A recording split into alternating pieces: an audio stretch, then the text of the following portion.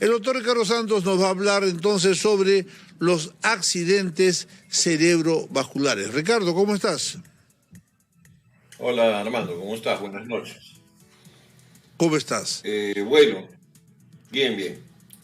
Bueno, los accidentes cerebrovasculares pueden tener obviamente causas neurológicas, pero en un alto porcentaje son debidos a una base cardiovascular, una base cardíaca de génesis, ¿no? Y eso es debido al riesgo que implica la presencia de arritmias cardíacas como fundamento para el lanzamiento de pequeños coágulos, por llamarlos grumos para que la gente lo entienda, y que se disparan a través de las arterias hacia el cerebro y generan el taponamiento de alguna arteria. Eso obviamente va a generar que una parte del territorio cerebral no reciba debida irrigación, no reciba sangre y lamentablemente esa parte del cerebro muere. Entonces la fibrilación auricular es la responsable de un alto porcentaje de accidentes cerebrovasculares, ¿no? Que son lo que conocemos comúnmente, como lo has dicho bien, como derrames cerebrales, pero habría que aclarar que en términos correctos, los accidentes cerebrovasculares se dividen en dos tipos, ¿no? Unos que son los que se llaman isquémicos o trombóticos, que son debidos al taponamiento de una arteria se tapa simplemente y no pasa sangre y una parte del cerebro muere. Y otros son los accidentes cerebrovasculares hemorrágicos, que son los que tienen más alta mortalidad, son debidos justamente a que hay una ruptura de una arteria, ahí no hay nada que se tapa, simplemente se rompe la arteria, y como consecuencia se produce una extravasación, el escape de sangre hacia el territorio cerebral, y de ahí el nombre común de llamarlos derrames cerebrales. Son los que tienen más alta mortalidad. En el caso de los que hemos llamado isquémicos, los trombóticos, los que son por taponamiento de una arteria, tienen también una mortalidad obviamente inferior a la de los accidentes hemorrágicos, pero implican la pérdida de la función muchas veces de partes importantes del cuerpo, ¿no? Y el mayor peligro que la gente ve cernirse en esos casos obviamente es el de la hemiplegia, ¿no? La parálisis de medio cuerpo. Así que es muy importante que la gente que tiene arritmias, que tiene fibrilación auricular, reciba un adecuado tratamiento para no llegar a esos estadios, ¿no? O sea, ser manejado en las etapas previas, controlar las arritmias, porque a través del uso de antiarrítmicos se puede controlar la fibrilación auricular, y a través del uso de anticoagulantes que se pueden dar por vía oral se puede mantener la sangre blanda para que ese riesgo también se reduzca aún más. Perfecto, entonces es importante recordar que muchas veces algunas personas sienten como que algún día están un poco torpes, como que de repente no hablan claro, o de repente cuando suben las escaleras como que no suben bien y no calculan el paso y a veces como que trastabillan, o a veces se te caen los papeles de la mano, ¿no? Y tú dices, ¿qué pasa hoy día? Estoy torpe. Tenga mucho cuidado que allí puede estar existiendo una falta de flujo de sangre al cerebro correcto, ¿ok? Eso también se da muchas veces cuando hay una arritmia. El corazón a veces se contrae, a veces no. Esos son síntomas que a veces nos avisan y no le hacemos caso, ¿no? Uno dirá a veces, no es que no he dormido bien, es que estoy preocupado. Sí, eso podría ser, pero una gran posibilidad es que algo esté pasando en tu corazón, porque no es normal que estés un poco aturdido, que no te expreses bien, que no coordines las cosas, que seas torpe, que a veces te cuesta de repente escribir. Ojo, que el cerebro te está avisando de que falta sangre y el que le envía la sangre al cerebro es el corazón. ¿Qué más quisieras agregar, Ricardo? Sí, no, destacar que La fibrilación auricular, ¿no?, es una arritmia que está presente en un alto porcentaje de la población y a veces no es crónica, no es persistente, sino que es esporádica, es episódica, ¿no? Es lo que llamamos una fibrilación auricular paroxística, ¿no? Entonces, efectivamente, puede haber episodios de palpitaciones que son eventuales, ¿no? Hasta que la arritmia se hace permanente, ¿no? El otro detalle que hay que recordar es que esto no es infrecuente.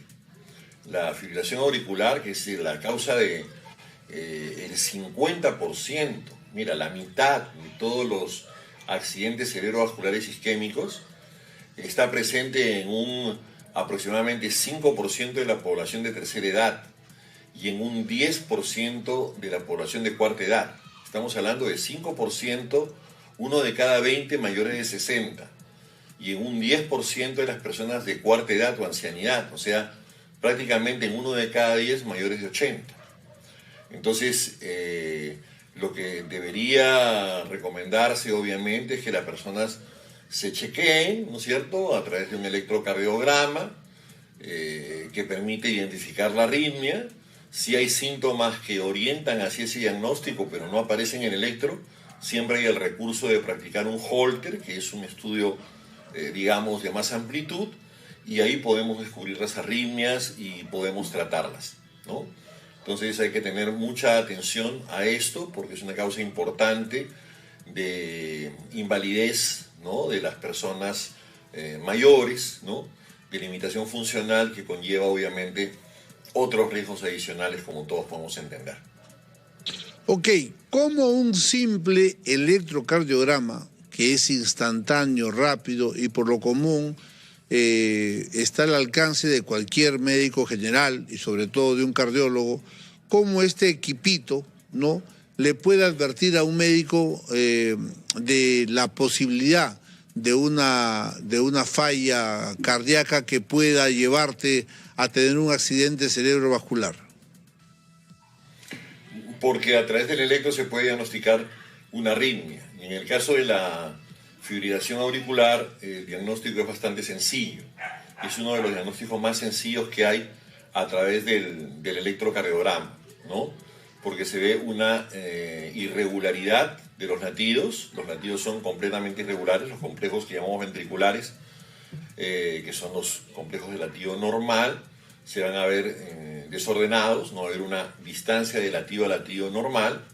Y por otro lado, estos complejos QRS no van a ser precedidos por una onda P, ¿no?, que es una onda característica que está detrás de cada latido y que indica la función del marcapaso. Si a esto, que es tan sencillo y que se puede hacer a través del electro, le aunamos el examen, el médico puede auscultar los latidos cardíacos y el pulso y puede darse cuenta que cuando coloca el estetoscopio en el pecho encuentra un determinado número de latidos y cuando palpe el pulso en una arteria, ese número es menor. A eso se llama un pulso deficitario. Y finalmente, una cosa muy característica que los médicos también saben reconocer, la intensidad de los ruidos cardíacos, en que resulta evidente que la intensidad de los latidos varía, ¿no? Los tonos cardíacos tienen una intensidad distinta de latido a latido justamente debido a esta irregularidad que existe en la producción de latido, ¿no? Porque no funciona prácticamente el marcapasos, sino que es como una cavidad que temblara, ¿no?, trémola, por eso se lo llama fibrilación, ¿no? Es como una cavidad que tiembla, ¿no? Y los latidos no se suceden parejamente, regularmente, como debe ocurrir normalmente, ¿no? Entonces, uniendo la clínica con el electrocardiograma es un diagnóstico que resulta bastante sencillo de hacer.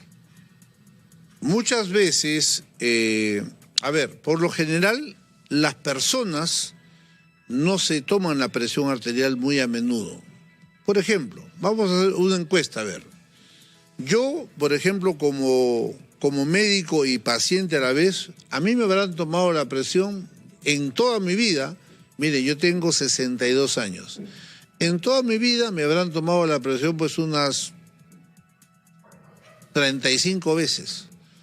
O sea, casi una vez al año, ¿no? Imagínate, ¿eh? Ahora te hago la pregunta a ti, Ricardo. ¿Cuántas veces a ti te han medido la presión siendo cardiólogo? Mira, yo tengo muy poco menos que tú, tengo 59 años y la verdad creo que un número similar de veces. Bueno, Sin embargo, hay que recordar ese viejo adagio que dice buen médico, mal paciente, pues, ¿no? Entonces nosotros como médicos realmente no somos muy buen ejemplo.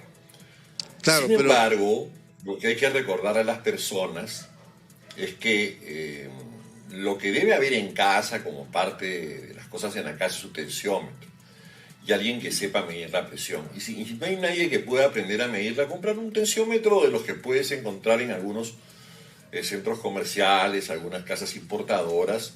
Y es bueno tener en casa un tensiómetro, ¿no? Eso es fundamental, ¿no?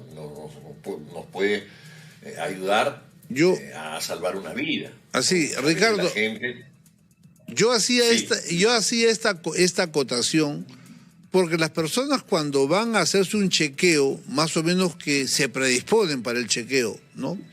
Y entonces a veces sale una presión sí, arterial y esa presión arterial a veces sale como normal y el paciente se confía. Pero claro, claro. cuando el cardiólogo le hace al paciente un electrocardiograma, el electrocardiograma te va a advertir que tienes un complejo grande en algunas figuras, en B3, B4, B5, y Sí, eso le advierte al cardiólogo que ese paciente, a pesar que supuestamente está normal, ese paciente es hipertenso o tiene una tendencia a hipertensión. Por eso es mira, importante hacer un examen completo, redondo, extenso. Tus comentarios, Ricardo. sí, lo que pasa es que hay un problema aquí, Armando, y muy difundido, que la gente piensa que ser hipertenso es tener la presión alta todo el tiempo. Es más, piensan que tener la presión alta todo el tiempo y tener la presión alta todos los días. Y la verdad es que no es así. O sea, un hipertenso no necesariamente va a tener la presión alta todos los días y un hipertenso no necesariamente va a tener la presión alta todo el día. Cuando uno realiza, por ejemplo, un mapa, es un estudio en el cual uno le coloca a la persona un aparatito que le mide la presión automáticamente, los cardiólogos solo necesitamos 20% del tiempo, y en algunas otras técnicas, digamos criterios, 25% del tiempo con presión alta para diagnosticar una hipertensión. Así ¿Qué te es. quiere decir ese 20-25% del tiempo? Que tranquilamente la persona podría tener solamente 5 o 6 horas al día presión alta y las otras 16 horas la tendría normal, ¿no es cierto? Así 16, es. 17, 18 horas con presión normal y es hipertenso. ¿Y cómo te das cuenta? Justamente por el electrocardiograma. Porque cuando el electrocardiograma muestra desviaciones de eje y otro tipo de alteraciones que uno puede reconocer, ahí se da cuenta cómo ha ido la presión en los últimos tiempos. Así Muchas es. veces el electro te dice creció la aurícula, creció el ventrículo y ahí te das cuenta que es algo antiguo. Es como ocurre, por ejemplo, con los diabéticos, ¿no es cierto? Tú sabes que hay que pedirle glucosa, pero también hay que pedirle hemoglobina glicosilada para ver si la tiene controlada en los últimos 3 meses. Hay Correcto. personas que, por ejemplo, tienen un azúcar normal, ¿no? Y sin embargo tú ves una hemoglobina glicosilada un poco alta. Entonces, ¿qué puedes inferir? De repente el señor no tiene un fundamento de diabetes, una base muy importante de diabetes, pero tiene una pésima dieta y Así, no controla el azúcar justamente por la forma en que come, ¿no? así es, Ricardo. Entonces, eso es importante, Armando, de Bien. tener en cuenta. Entonces, hayan escuchado al doctor Ricardo Santos, todos los que están interesados en hacer su buen chequeo. Mañana, jueves, a partir de las 3 de la tarde, lo tienen al doctor Ricardo Santos en Avenida Aviación 4884. Avenida Aviación 4884, mañana a partir de las 3 de la tarde. Bien, Ricardo, te mando un abrazo. Igual para ti, Armando, muy amable, gracias. Ok, Buenas noches. bien.